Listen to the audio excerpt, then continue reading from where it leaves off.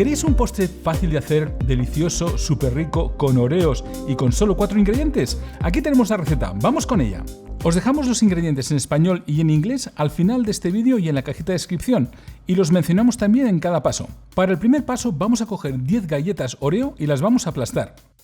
Y para ello lo metemos en una bolsita de estas herméticas, metemos las galletitas, la cerramos la bolsita muy bien y con el rodillo vamos a ir pasándolo por encima hasta que las tengamos totalmente desmenuzadas.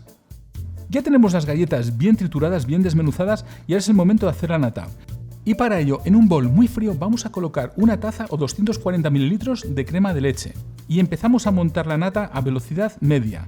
Ya empieza a espesar la nata y es el momento de colocarle una cucharadita de extracto de vainilla. Y a continuación 3 cucharadas o 40 gramos de azúcar. Y seguimos batiendo ahora a velocidad media-alta hasta que tengamos picos muy fuertes. Ya tenemos la nata bien montada, bien firme y es el momento de agregar las galletas Oreo. Y ahora con movimientos envolventes lo mezclamos todo muy bien, que quede muy bien integrado. Pues nada, habéis visto qué fácil, ya lo tenemos hecho, lo servimos en una copa y ya tenemos este postre delicioso de mousse de galletas de Oreo con nata. Un postre que no puede faltar, súper sencillo de hacer con 4 ingredientes y además que va a ser la delicia de todos los comensales. Así que nada, amigos, nos vemos en el próximo vídeo. Hasta luego, chao.